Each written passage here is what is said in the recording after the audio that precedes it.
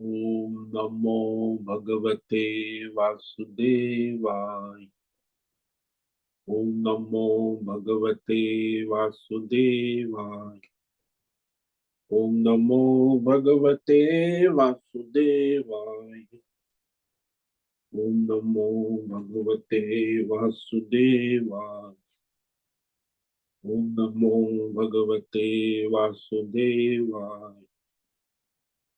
ओम नमो भगवते वासुदेवाय। ओम नमो भगवते वासुदेवाय। ओम नमो भगवते वासुदेवाय। ओम नमो भगवते वासुदेवाय। ओम श्री परमात्मने नमो नमः। ओम गं गणपतये नमो नमः। ओम सं सरस्वत्यै नमो नमः।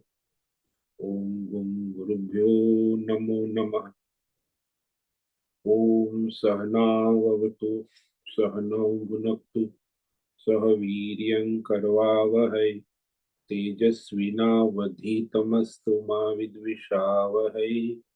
ओम शांति शांति शांति। सदाशिव समारंभां शंकराचार्य मध्यमाम् अस्मदाचार्य पर्यन्तां वंदे गुरु परंपराम्।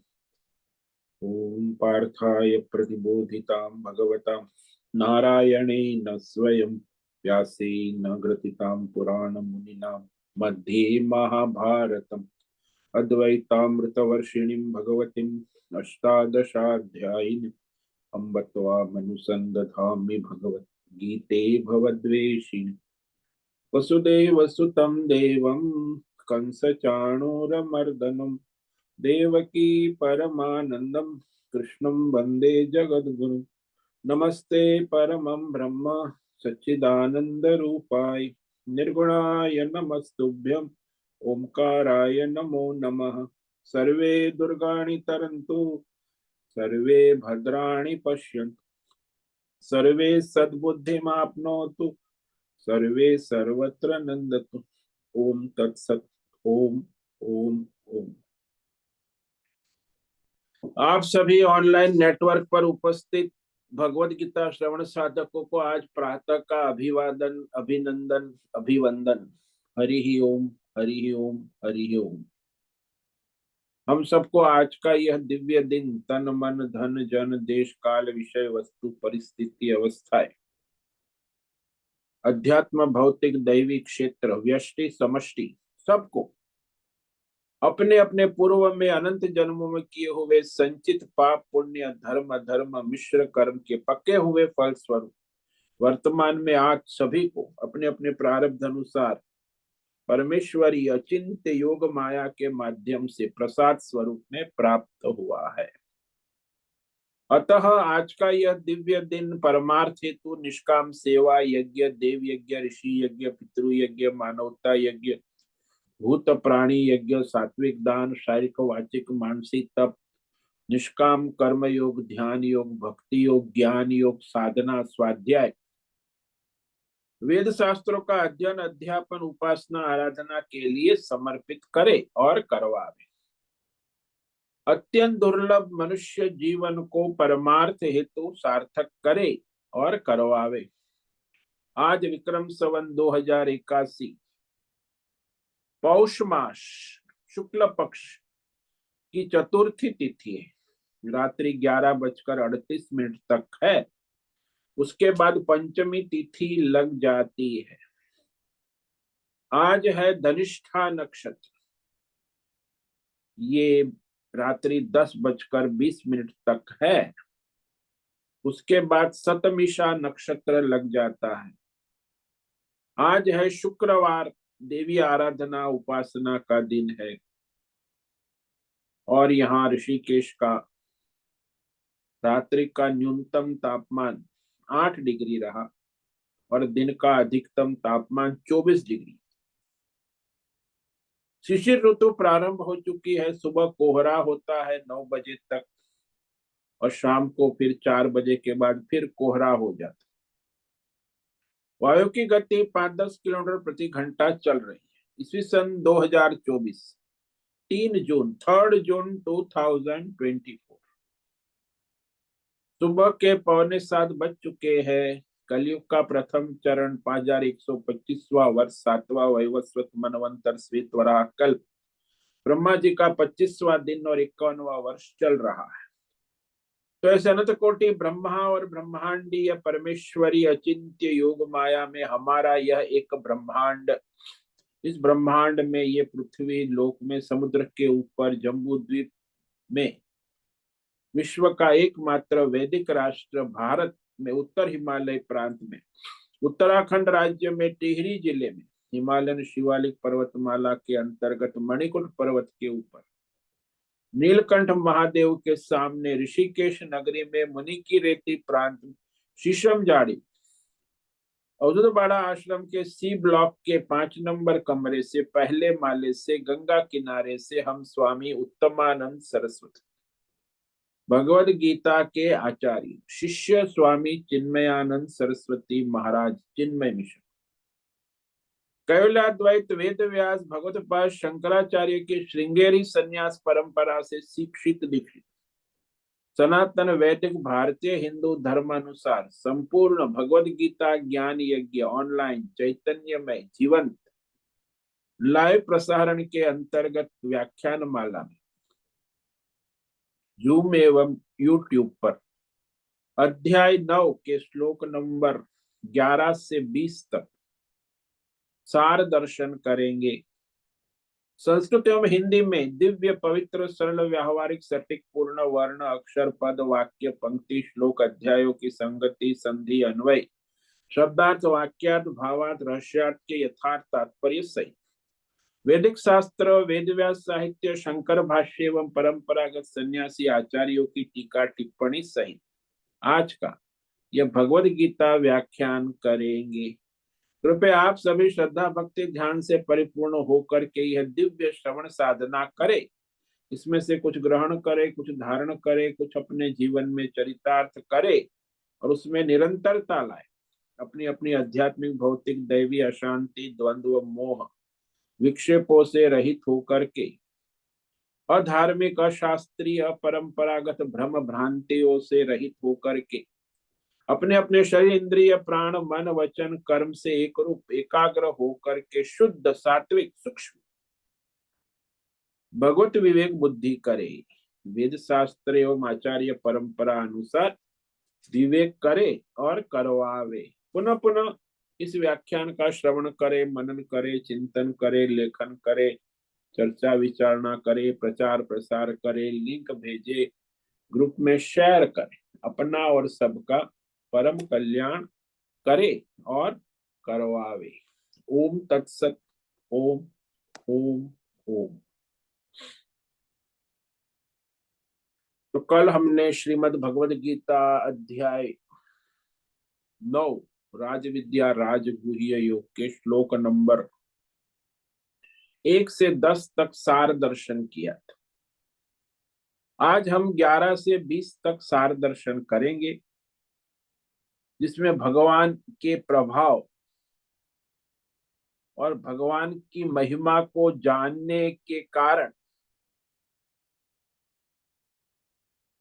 ये मनुष्य परमात्मा की ओर आकर्षित होता है। और जो लोग भगवान की महिमा को नहीं जानते, प्रभाव को नहीं समझ पाते हैं, अज्ञानी है, तो वह भगवान की उपेक्षा करते, अनादर करते हैं। तो उसके विषय में अब भगवान खेद कर रहे हैं आगे के 2 श्लोक में कि ये लोग भगवान का भजन नहीं करते। क्यों नहीं करते ये भी भगवान कहें। मानते ही नहीं, भगवान भगवान कुछ है ही नहीं, अज्ञान के कारण मोहित रहते हैं।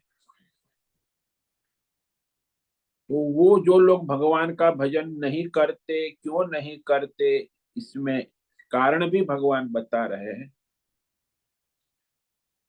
अवजानन्ति मां मूढ़ा मानुषिं तनुमाश्रितम् परम भावम जानन्तो मम भूत महेश्वर। मम परम भावम यानी परमात्मा के परम तत्व, शासन, प्रभुत्व, परम भाव को अजानंत नहीं जानते, अज्ञानी है कि भगवान सर्वशक्ति समर्थ है, सर्वव्यापक है, दिव्य शक्ति वाले है, सबसे श्रेष्ठ है, सबसे महान है, ऐसा वो स्वीकार नहीं करते। परमात्मा के परम तत्व को, परम भाव को न जानने वाले मूढ़ा, भगवान ने अज्ञानियों को मूढ़ा शब्द, मूढ़ा यानी अविवेकी, अज्ञानी। मूढ़ का अर्थ होता है मूर्ख, मूढ़ का अर्थ होता है नास्तिक, जड़वादी, भौतिकवादी, भोगवादी, असुरा, ये भी मूढ़ा कहा जाता। तो ऐसे मूढ़ लोग संसार में 90% होते, 90 क्या 95%। जो लोग भगवान की सत्ता को मानते ही नहीं,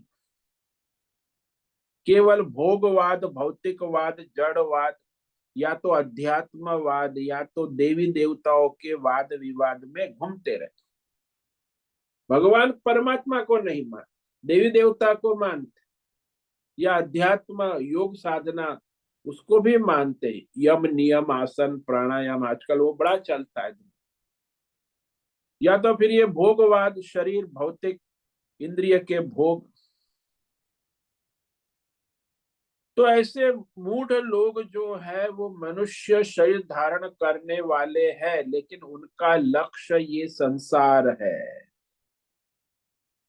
अधर्मी है, इंद्रिय विषय भोग में लगे रहते जन्म से मरण तक।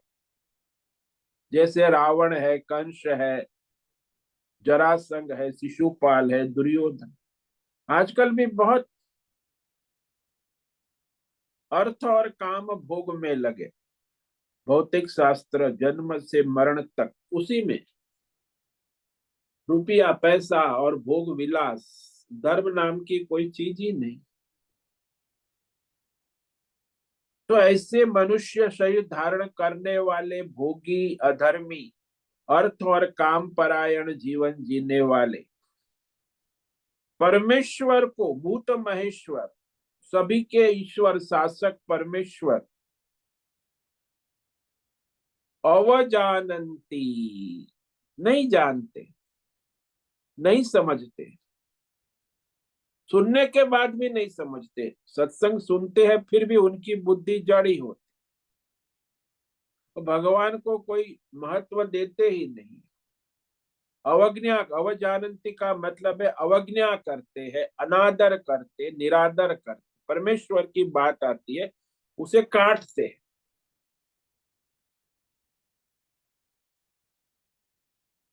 वो नहीं स्वीकार करते कि सभी के कर्म और उसके फलों के भोगों का दाता, शासक ईश्वर है, साक्षी चैतन्य रूप में सब में उपलब्ध है।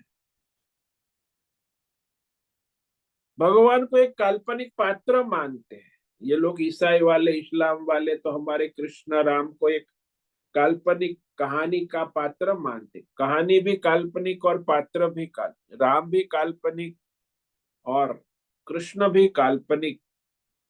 ये ईसाई, इस्लाम, जैन, बौद्ध, ये लोग ये सब काल्पनिक मानते भगवान की वास्तव। चारवाक लोग भी ना, जो भौतिकवादी वैज्ञानिक लोग होते, वैज्ञानिक प्रमाण नहीं है कोई भगवान। अरे जड़ बुद्धि वालों, तुम्हारी वैज्ञानिक क्या, लेबोरेटरी में तुम्हें भगवान सिद्ध होगा? तो उस लेबोरेटरी में R&D करते रहते हो, उसमें कुछ हो जाता है तो असुर लोग है ना।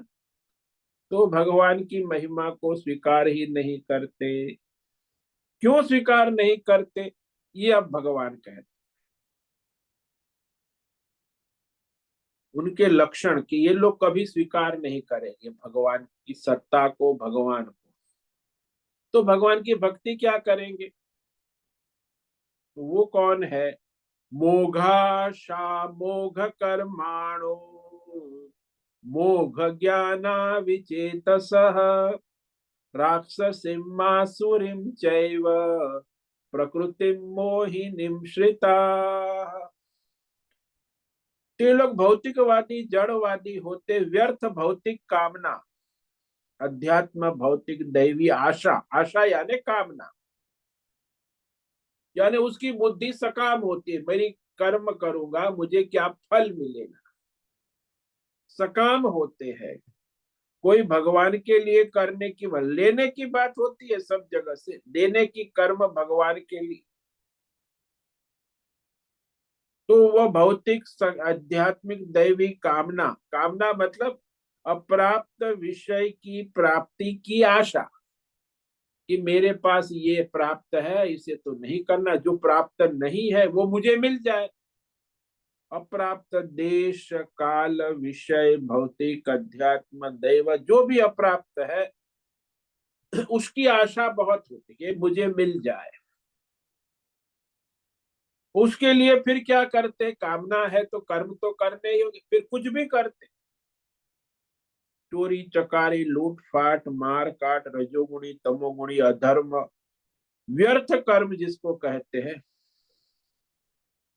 जुगार है, ताश है, संसार के सारे भ्रष्टाचार है, दुराचार है, चोरी चकारी है, डाकूगिरी लूट मार है, आजकल तो बहुत बढ़ गया।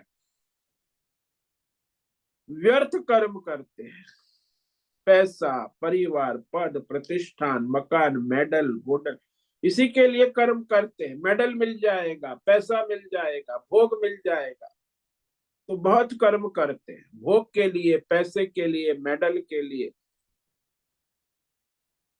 और उनका जो ज्ञान है वो भी व्यर्थ कहा, मोघ ज्ञान। ये जो भौतिकवाद जड़वाद इंद्रिय विषय जन्य ज्ञान, ऑब्जेक्टिव फाइनाइट लिमिटेड जो कहते हैं ना, तो भौतिक ज्ञान अध्यात्म परमात्मा को नहीं मानेंगे, देवी देवताओं में भी व्यर्थ ज्ञान, देवता प्रसन्न हो जाएंगे, मेरी मनोकामनाएं पूर्ण करेंगे, योग सिद्धि हो जाएंगी तो मेरी मनोकामना पूर्ण हो। तो इस तरह उनकी बुद्धि भ्रमित विक्षिप्त चेतस, विचेतस यानी बुद्धि भ्रमित, बुद्धि में कोई यथार्थ शास्त्र वेद शास्त्र आचार्य परंपरा के विवेक से रहित, बस अपनी कोई व्यक्तिगत मनमानी संस्थाएं मत मतांतर में भ्रमित रहे, लौकिक सांसारिक, आजकल तो सब व्यक्तित्ववाद हो गया ना, व्यक्तिगत परंपराएं चलती है, शास्त्र और आचार्य परंपरा से स्वीकार नहीं करते, तो उनकी बुद्धि भ्रमित है ना। वैसे ये लोग सब मानसिक रोगी माने जाते, विचेतस नास्तिक, परमार्थ तत्व विचार योग्य उनकी बुद्धि है ही नहीं, इसी बुद्धि भ्रमित हो चुकी, विवेक रहित बुद्धि, तो वो राक्षसी और आसुरी प्रकृति वाले होते। राक्षस यानी दूसरे को हानि पहुंचाना और अपना फायदा करना, आसुरी यानी अपने इंद्रिय विषय भोग में लगे रहना, 10 इंद्रिय, और फिर भोग के अपना भी नाश करना दूसरों का भी नाश करना, ये आसुरी प्रकृति, काम क्रोध लोभ मोह ये सब आसुरी प्रकृति, स्वार्थ। तो असुर जो है अपने स्वार्थ में अपना भी नाश करता है, दूसरों का भी नाश।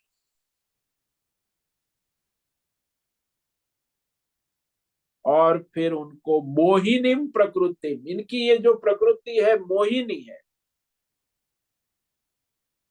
व्यष्टि समष्टि मोह होता है, मोहिनी यानी मोह राग आसक्ति, संसार के भौतिक सबसे ज्यादा आसक्ति उनको अपने शरीर में होती है। ये स्त्री शरीर और पुरुष, पुरुष और स्त्री, ये एक बहुत बड़ी माया। मैं स्त्री हूं ये पुरुष है, मैं पुरुष हूं ये स्त्री है, बस ये देहासक्ति फिर अंधे हो जाते, मोहिनी देह आसक्ति। मोह के लिए फिर वो देह में लगे रहते, दुख भी बहुत होता है। शरीर में कुछ हो जाता है तुरंत दुखी हो जाए, देहात्मवाद जिसको शास्त्रों में कहा, इसे देहात्मवाद, स्त्रीवाद, पुरुषवाद, देहात्मवाद। मनुष्य शरीर के आसपास ही सारा कॉरपोरेट वर्ल्ड, सारा राष्ट्र, सारी सरकारें, ये जो है व्यक्ति शरीर, संस्थावाद और राष्ट्रवाद, प्रकृतिवाद, अर्थवाद, विवाद, ये मोह, मोहिनी का मोह से, मोह यानी मिथ्या ज्ञान, अध्यात्म भौतिक विषय को महत्व देना, जो असत है, मिथ्या है, तो मोह में पड़े रहते, इसलिए मोहिनी प्रकृति ही। कितना मोह होता है पुरुष को स्त्री में, कितना मोह होता है, अंधा 90%। और स्त्री को पुरुष में कितना मोह होता है, अंधा। कोई शरीर की बस उसके आगे तो दिमाग चलता ही नहीं। मोहिनी प्रकृति, देहात्मवाद। फिर दूसरा शरीर है तो परिवार, ये भी मोहिनी। अब परिवार में पुत्र परिवार, रिश्ते नाते, ये भी मोहिनी। फिर ये पैसा और पद प्रतिष्ठान कुछ हो गया तो वो मोहिनी,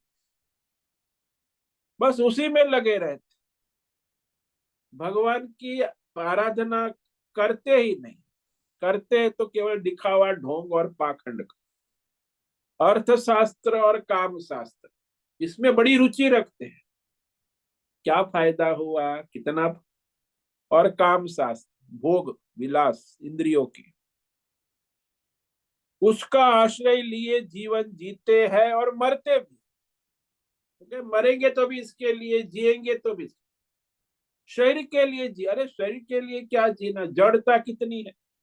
मरेंगे भी इसी के लिए, पैसे के लिए, परिवार के लिए, पद प्रतिष्ठान, भगवान के लिए नहीं जिएंगे, परमात्मा के लिए नहीं मरेंगे, केवल संसार भोग में ही डूबे रहेंगे, तो भगवान का भजन कभी नहीं करते। इसलिए आज दुनिया में देखो आप, आसपास सभी ऐसे ही लोग जीते हैं, मरते हैं,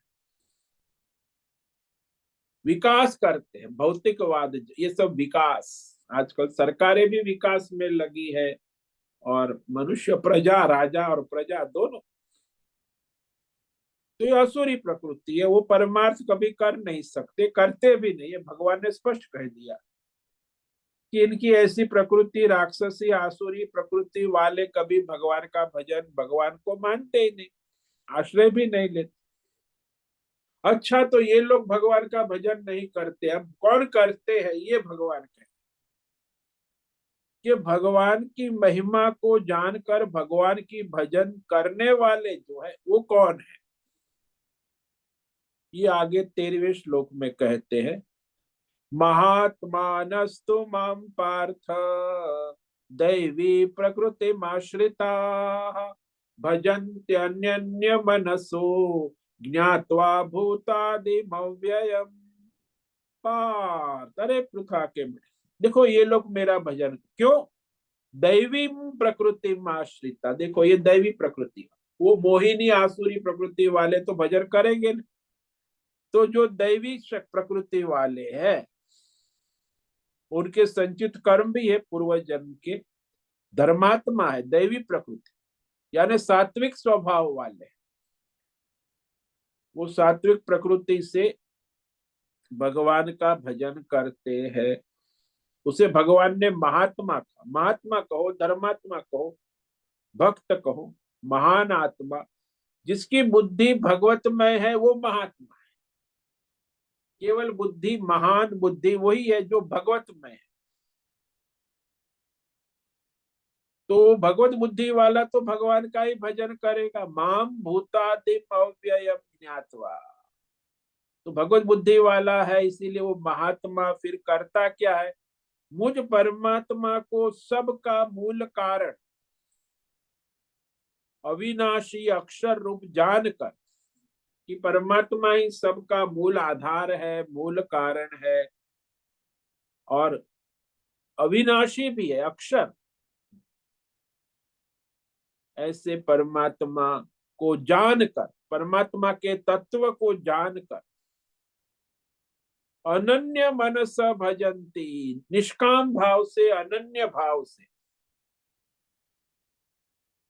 युक्त होकर के निरंतर 24/7 भगवान की सेवा भजन करते, भजनते, सेवा करते, उपासते, पूजते, स्मरण करते हैं, यानी ईश्वर समर्पित मन बुद्धि वाले एकनिष्ठ परमात्मा में लीन रहते हैं, उनकी मन बुद्धि भगवत में सदा रहती, और शास्त्र श्रुति युक्ति आचार्य परंपरा से वो भगवत कार्य में लगे रहते, नित्य अखंड एक रस, अनन्य मनसा, दूसरी ओर नहीं जाता, भगवान में लगा रहते, यथार्थ विवेक हो चुका है, तो भगवतमय जीवन जीते हैं।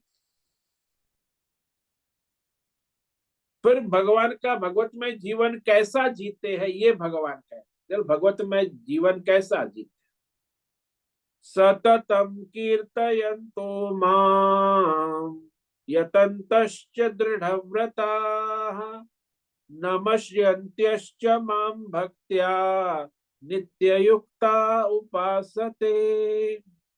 अब कैसे भगवान का भजन करते हैं, कहते दृढ़व्रता, सततम कीर्तयन्त, उनका निश्चय दृढ़ है। दृढ़ व्रता, व्रता का मतलब है बुद्धि का निश्चय, दृढ़ निश्चय, बुद्धि में भगवत बुद्धि दृढ़ हो चुकी है, और वो निरंतर सततम कीर्तयंत। कीर्तन के दो अर्थ होते, या तो भगवान का नाम संकीर्तन, संकीर्तन, उसको संकीर्तन, कीर्तन नहीं कहते, भगवान का नाम, और दूसरा है भगवान के गुणों की व्याख्या करना, ये जो गीता, ये भी कीर्तन है। ज्ञान यज्ञ, भागवत कथा, राम कथा, कृष्ण कथा, गीता का व्याख्यान, ज्ञान यज्ञ, ये सब ज्ञान यज्ञ है, इसी को कीर्तन। तो हमेशा वो लगा रहता है, भगवान का भक्त है, भगवान की ज्ञान यज्ञ में कीर्तयंत, निरंतर 24/7, पूरा 365 इन ए डे, यानी एक दिन भी छुट्टी नहीं, निरंतर कीर्तयंत।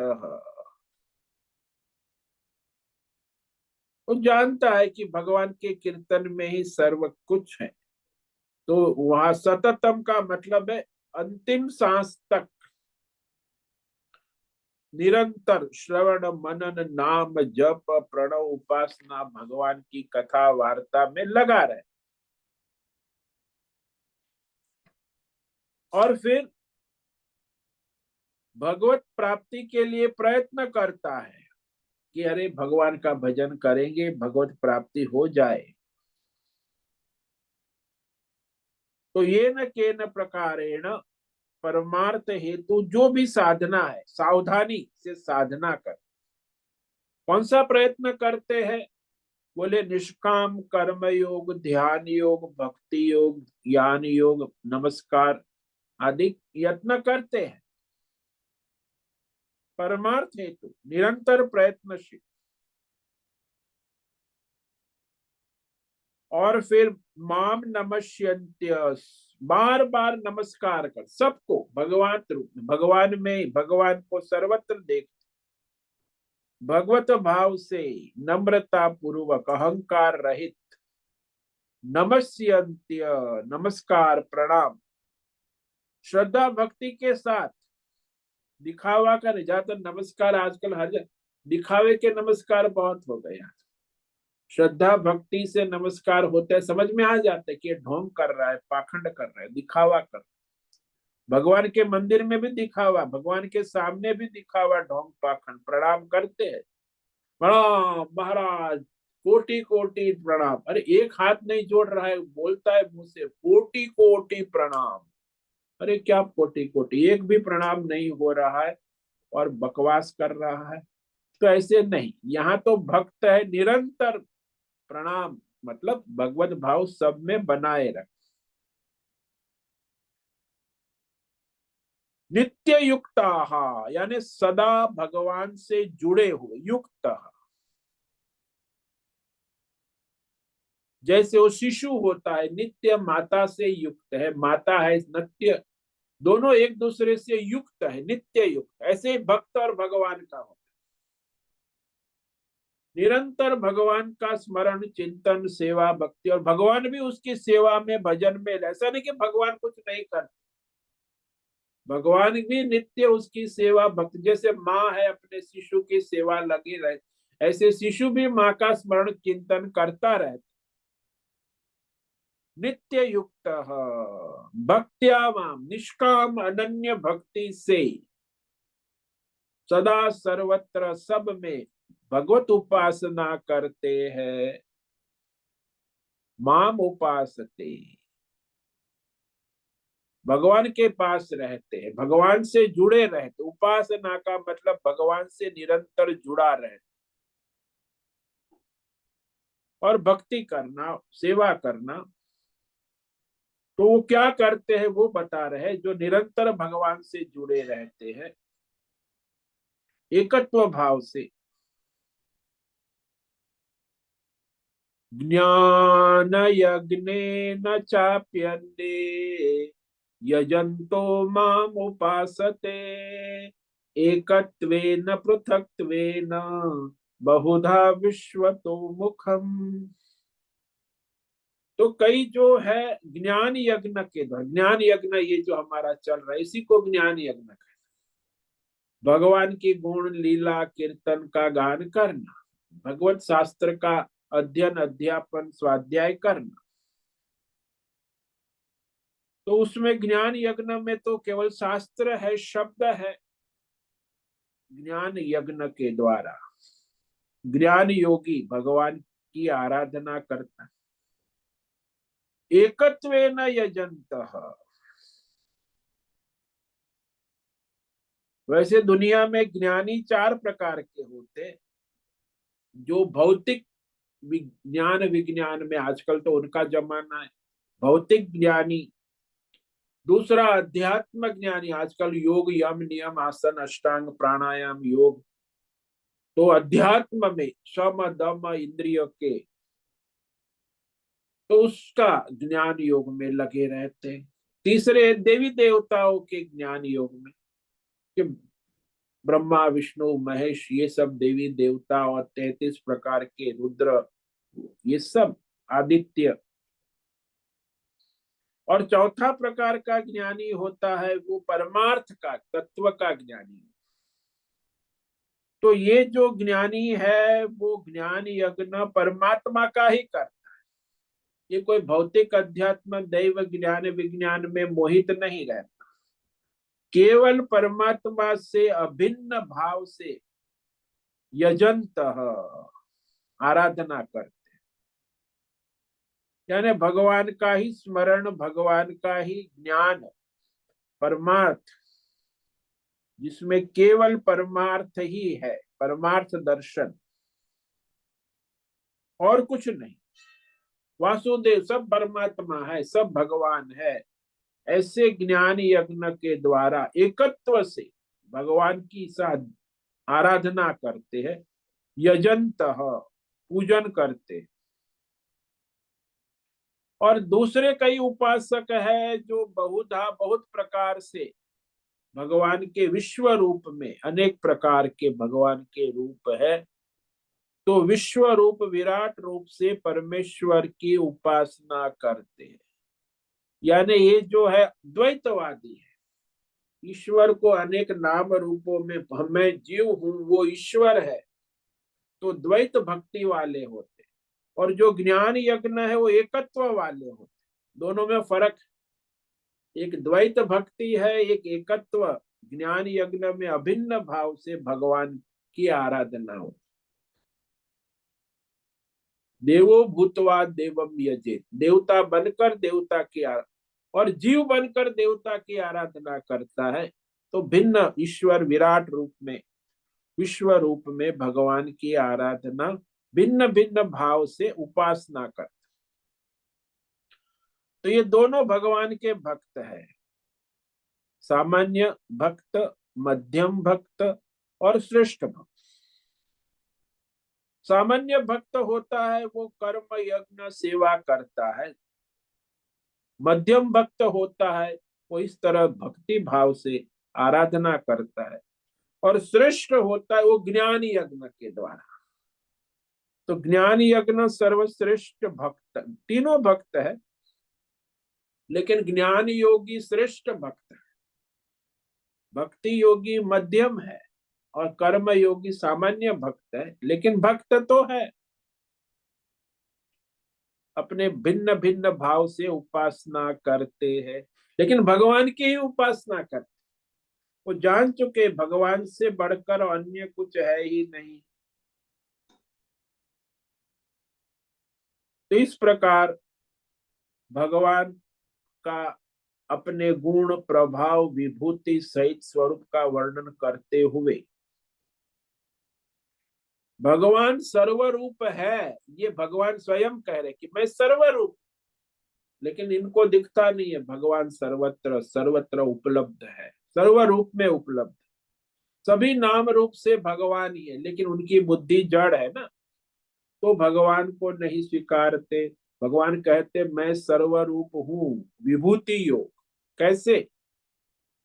अहम क्रतुरहम यज्ञ स्वधाहम अहम औषधम मंत्रोहम अहमेवाज्यम अहम अग्निरहम भूतम। भगवान कहते मैं यज्ञ हूं, क्रतु, वैदिक यज्ञ को क्रतु कहते,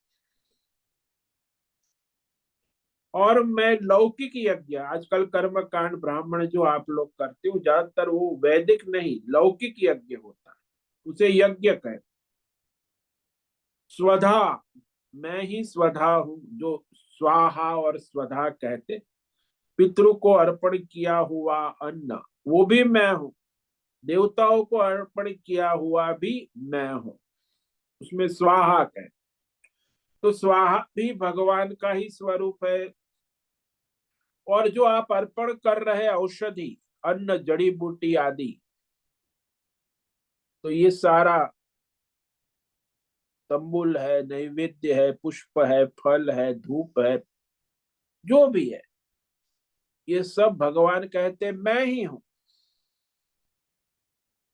अहम मंत्र, और यज्ञ में जो मंत्र का उच्चारण होता है वो भी भगवान का ही स्वरूप, और जो घी आहुति पड़ती है वो भी भगवान कहते हैं मैं हूं, और जो अग्नि में आहुति वो अग्नि भी भगवान कहते हैं मैं हूं, और जो हवन क्रिया विधि विधान, जो क्रिया कांड कर्म कांड पंडित लोग विधि करते हैं, पूजा विधि, वो संपूर्ण पूजा विधि भी मैं ही हूं, यानी सारा यज्ञ भगवान ही है। तो इस तरह भगवान ने अपनी सर्वव्यापकता कह दी, विभूति कह दी कि मैं हूं, फिर भी इन लोगों को दिखता नहीं है कि भगवान है, क्योंकि बुद्धि जो है अज्ञान से, तमोगुण से, रजोगुण से आवृत हो चुकी। ये सब भगवत भाव किसको आ सकता है? जो सात्विक है, धर्मात्मा। बाकी जो रजोगुणी तमोगुणी है उसके अंदर उसको सुनने के बाद भी भगवत भाव नहीं आए, क्योंकि वो उसकी बुद्धि इतनी आवृत हो गई है तमोगुण रजोगुण से भ्रष्ट हो चुकी है कि वो भगवान की बात, गीता सुनेगा, 1000 बार पढ़ेगा, भगवान ऐसा कह रहे तो भी उसकी बुद्धि जड़ है, तमोगुणी रजोगुणी, इसीलिए वो सुनने के बाद भी वो वैसा असुरी रहेगा, संसारी भोगी। तो इस तरह यहाँ कहते भगवान इतना कहने के बाद भी मनुष्य में योग्यता भी होना आवश्यक है ना, सत्व गुण है, धर्मात्मा, यज्ञ दान तप कुछ किया है, सात्विकता है, तो भगवत भक्ति हो सकती। खाली सोचने से, सपना देखने से भगवत भक्ति नहीं हो।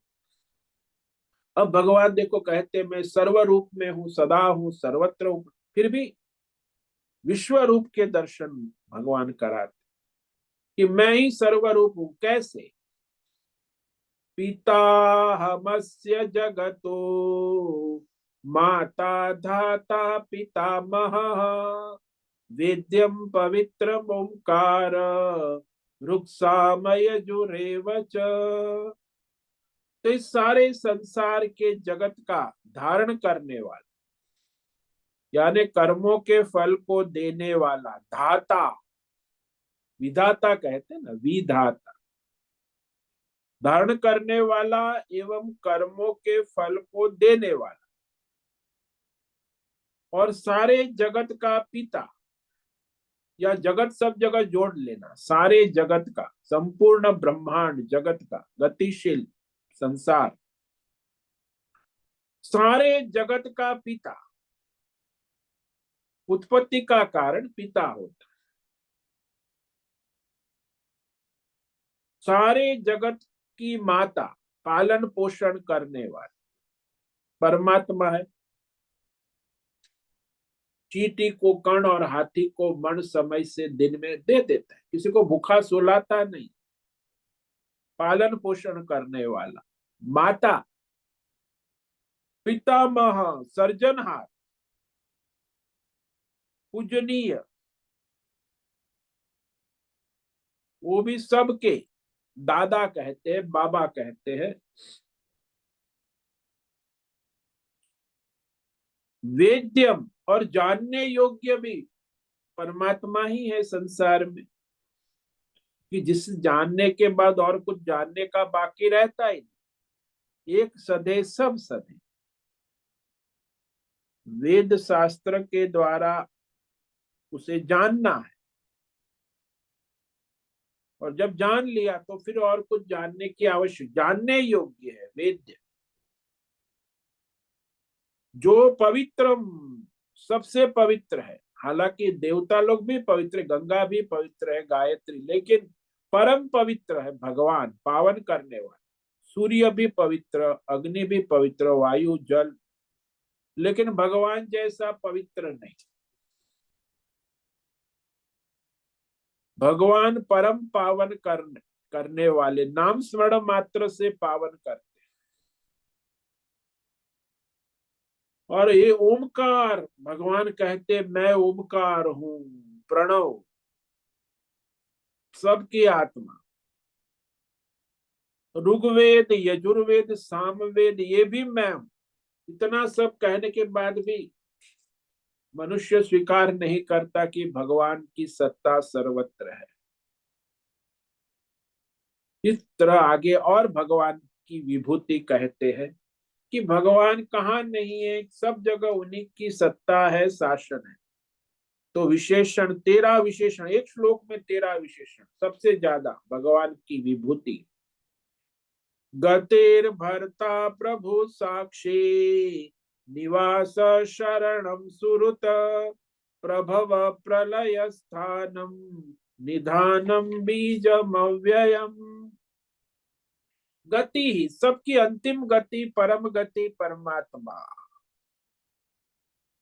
भरता, सबका भरण पोषण करने वाला परमात्मा। प्रभु, सबका शासक, कर्मों के अनुसार फल देने वाला परमात्मा। सबका शासक, सर्वसमर्थ, सबका स्वामी, मालिक, सबका साक्षी परमात्मा, सबका निवास स्थान, सारे पिंड ब्रह्मांड जिसमें रहते हैं, सबका घर, सबका निवास, सबका डेरा परमात्मा। शरणम, सबके द्वारा शरण लेने योग्य, जिसकी शरण लेकर मनुष्य अपने दुखों का नाश करता। शरणम, वही परमात्मा। सुहृद, कोई भी अपेक्षा न रखकर कल्याण हित करने वाला।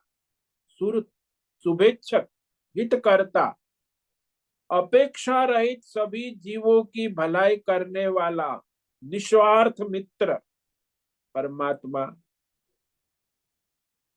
सबकी उत्पत्ति का हेतु परमात्मा, सबकी स्थिति का हेतु परमात्मा, सबके लय का हेतु परमात्मा। सबकी पुनः उत्पत्ति का हेतु परमात्मा।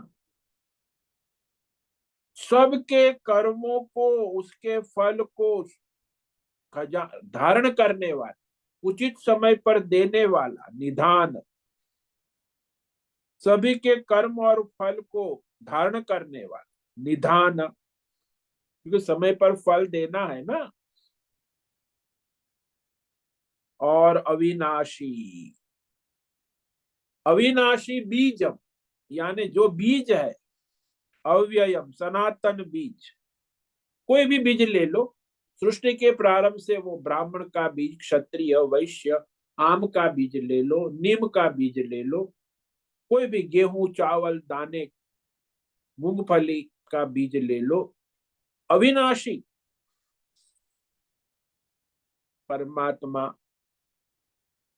बीज में उपस्थित चैतन्य रूप परमात्मा, सर्जन शक्ति जिसको बीजम कहते, सनातन। आज भी वही जो चल रहा है, जो कहते हो सृष्टि के प्रारंभ से, तो सनातन बीज। मैं परमात्मा ही हूं, तो भाई परमात्मा स्वयं कहते मैं हूं। अब परमात्मा की और विभूति कहते, तपाम्यहमहं वर्षम निगृणामृत सृजामि च अमृतम चैव मृत्युश्च सदसच्चाहम अर्जुन। अरे अर्जुन सुनो, मैं परमात्मा ही सूर्य रूप से तपता हूं। अहम, अहम मतलब मैं परमात्मा सूर्य रूप से तपता हूं, वर्षा का आकर्षण करता हूं, यानी जल को खींचता हूं तप कर। कब? वही वैशाख जेठ में 40 डिग्री तापमान, तपता जल का आकर्षण कर। और फिर आषाढ़ श्रावण में मैं ही बरसता हूं, उत्सृजामी, बरसने वाला भी मैं हूं, बरसाने वाला भी मैं हूं। ये अर्जुन, अहम अमृत अहम मृत्यु, मैं ही अमृत हूं। जीवन को अमृत कहते हैं और मृत्यु को मृत्यु कहते हैं, मरना, मौत। जो हमारा जीवन चल रहा है ना, यही अमृत है। और जो मृत्यु हो जाती है वो मौत, तो प्राण का वियोग।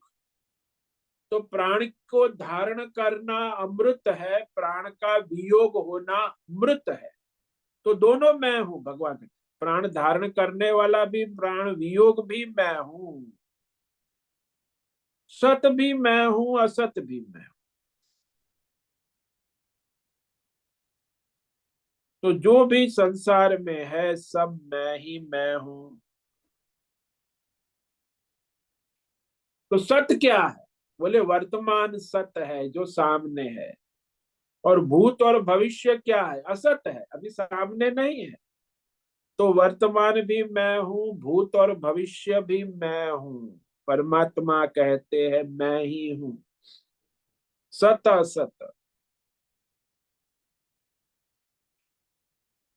और अब भगवान आगे जो है, जो सकाम कर्म करने वाले हैं, अपनी कामना पूर्ति के लिए यज्ञ करते हैं, काम्य कर्म करते हैं, सकाम कर्म करते हैं, तो वो क्यों करते हैं और उनका संसार में परिणाम क्या मिलता है? तो सकाम कर्म करने वाले की अवस्था, गति और फल तीनों भगवान आगे 2 श्लोक में कहते हैं कि सारा सकाम कर्म का फॉर्मूला बता दे कि उनकी गति क्या है, उनका फल क्या है, उनकी अवस्था क्या है। स्वर्ग भोग हेतु जो यज्ञ करते हैं, फिर आवागमन, उनका संसार चक्र, स्वर्ग से वापस लौटना, कर्म और फल। तो सकाम कर्म की गति, जो अज्ञानी लोग उसी में लगे रहते, लौकिक वैदिक दोनों प्रकार के सकाम कर्म। त्रैविद्या माम सोम पापूत पापा यज्ञैर्दृष्ट्वा स्वर्गतिं प्रार्थयन्ते ते पुण्यमासाद्य सुरेंद्रलोकम् अश्नन्ति दिव्यान् दिवि देव भोगान्। तो तीनों वेदों में जो कर्म कांड कहे हैं सकाम कर्मों को करने वाले, उसके फल भोगने वाले, सोमपा धर्मात्मा है, पाप रहित मनुष्य। तो सकाम कर्म यज्ञ के द्वारा, दान के द्वारा, तप के द्वारा पूजा करते अपनी कामना पूर्ति के लिए। क्या चाहते हैं? स्वर्गतिम प्रार्थयन्ते, स्वर्ग सुख यानी भौतिक सुविधा, साधन सुविधा। स्वर्ग का मतलब ही होता है सुविधा, स्वर्ग गति, आध्यात्मिक सुविधा, भौतिक सुविधा, दैविक सुविधा, सुख, सुख कहो, सुविधा कहो, इच्छा करते हैं तो अच्छे कर्म करते हैं तो पुण्य पुण्य कर्म के फल स्वरूप स्वर्ग लोक प्राप्त भी होकर स्वर्ग में देवताओं के भोग को भोगते भी है। अच्छा, वो भोग भोग कर फिर उनके यज्ञ का फल मिलके क्या होता है? तो वो आगे के श्लोक में कहते हैं कि वो फल भोग कर फिर वापस इधर ही मनुष्य लोक में जैसे थे फिर यज्ञ करेंगे, फिर फल भोगेंगे। ते तम भुक्त्वा स्वर्गलोकम विशालम क्षीणे पुण्ये मर्त्य लोकम विशन्ते एवं त्रयी धर्म मनु प्रपन्ना गतागतम काम कामा लभन्ते। तो वो उस विशाल स्वर्ग लोक में अपने पुण्य का फल भोग कर, पुण्य क्षीण होने पर फिर मनुष्य लोक को प्राप्त होते हैं। बस यही उनका है, यज्ञ करो, यज्ञ करो, कर्म करो, फल प्राप्त करो, फिर कर्म करो, फिर फल। ऐसे आजकल यही तो सब कर रहे हैं दुनिया में। तो वेदों में भी कहे सकाम कर्म कांड का आश्रय लेने वाले और आजकल लौकिक कर्म कांड का आश्रय लेने वाले, भोगों की कामना वाले मनुष्य बार बार आवागमन को प्राप्त होते हैं। यानी उनके पुण्य कर्मों के प्रभाव से स्वर्ग में जाते हैं और पुण्य का क्षय होने पर फिर मनुष्य लोक में वापस लौटते हैं। तो उनका आवागमन चलता रहता। आजकल भी ये जो भौतिकवादी लौकिकवादी है, ये लोग भी अपना पुण्य है तब तक वो वहां रहते हैं, भोग लौकिक भौतिकवादी, और फिर उनका पुण्य क्षय होता है तो फिर वापस वो कर्म करते हैं, फिर भोग करते हैं। बस ये चलता रहता है, कर्म फल भोग, और संसार में उनका आना जाना चलता रहता। कभी स्वतंत्रता नहीं रखते, लाभ नहीं कर, पराधीनता ही होती, कर्म की पराधीनता, फल की पराधीनता, भोग की पराधीनता। कहते हम स्वतंत्र, स्वतंत्र नहीं है, गुलाम है, कर्म के फल के भोग के गुलाम, उसी में डूबे रहते और जन्म मरण के चक्र में घूमते रहते हैं। अब आगे के जो इस पर हम कल विचार करेंगे। ओम नमो नारायणाय, ओम नमो नारायणाय, ओम नमो नारायणाय, ओम नमो नारायणाय, ओम नमो नारायणाय।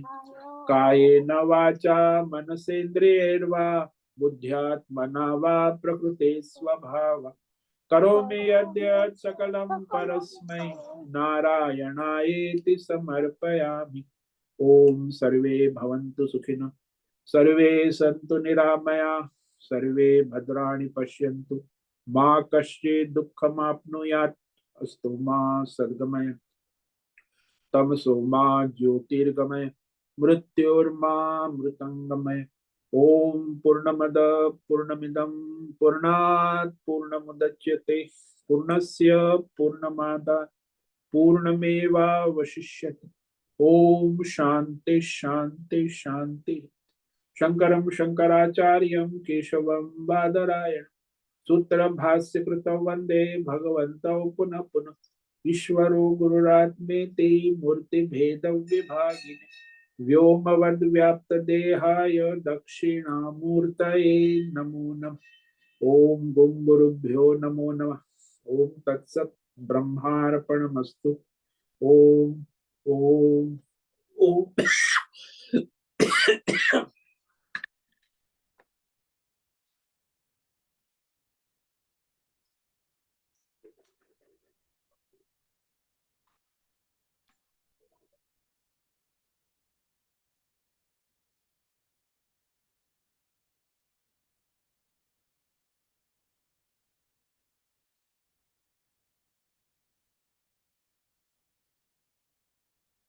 ओम नमो नारायण। स्वामी जी, हाँ उषा बोले। स्वामी जी, ये जो भूत शब्द है ना, इसका अलग अलग मीनिंग्स रहते हैं क्या? भूत मनुष्य को भी कहते हैं, और जो मरने के बाद जो हाँ भूत, हाँ, वो भी दोनों, होता है। ये हाँ पंच महाभूत उसको भी भूत कहते, आकाश वायु अग्नि हाँ। जल। और जो भूत प्रेत होते हैं मरने के बाद वो भी भूत कहे जाते, वो भूत प्रेत कहते। तो दोनों शास्त्रों में भूत शब्द का अर्थ यही है।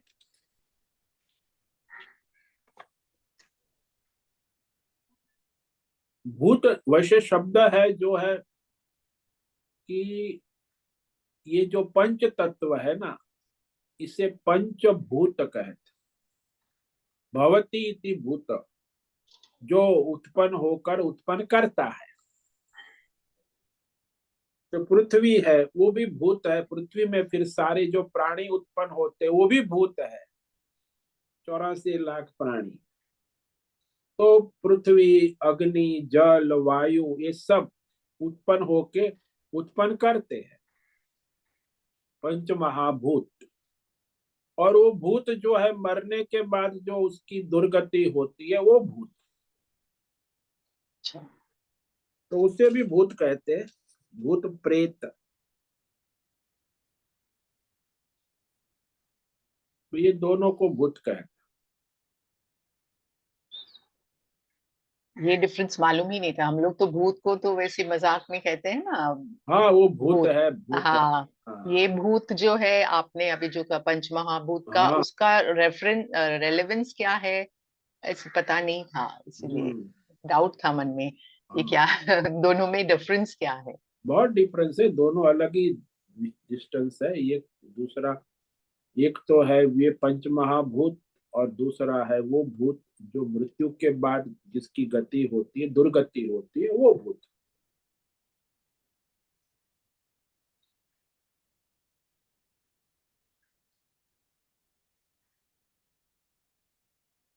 तो ये जो पंच महाभूत पंचभूत है, वो हम जब जीते हैं उसका रेलेवेंस वहां पे है, मरने के बाद कोई ये नहीं है जो, ये जो पांच पंच महाभूत जो है, मरने के बाद तो कुछ नहीं रहता है ना। नहीं, पंच महाभूत तो फिर अपने अपने स्वरूप हाँ में मिल जाते हैं ना। फिर हाँ। आप भूत बन जाते हैं, मतलब यदि सत्कर्म नहीं किया है तो। अच्छा, तो ये अच्छे भूत है और वो बुरे भूत है हाँ जी हाँ, ऐसा ही है। कॉमन। हाँ अच्छा,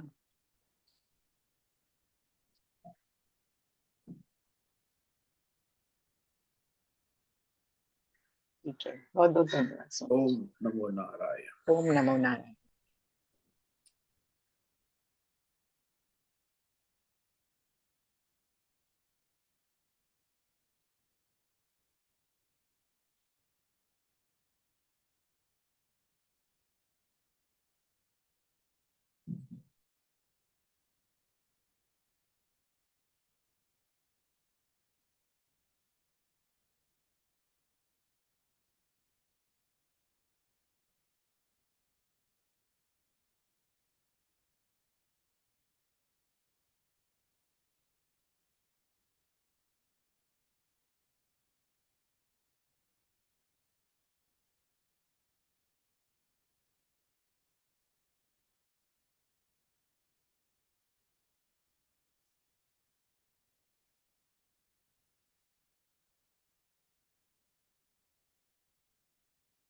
ठीक है, कोई प्रश्न नहीं है तो आज उपस्थित है प्रकाश आनंद दोषा होस्ट है, भद्रेश को होस्ट है, नैना पुरोहित, अजय रत्नपार की, अनुराधा जेठे, आशा कोटक, आशिमा गुप्ता, बीबी शर्मा, दिव्या बेन दवे, जीवी कुमार, हेमा कोटक, इला जोशी, जयंती पांडा, मीरा उच्चिल, मीनाक्षी काले, मोहन, पंकज भट्ट, पृथ्वीराज मालव, राजेश मोलकर, राम सेवक यादव, रेशा रथ, संजीवनी, श्रीरंग रानडे, सोनम पवार, सुचिता पाटिल, सुनील ठाकुर, उषा मेनन, अंजलि जोशी और सीमा किरण भाई।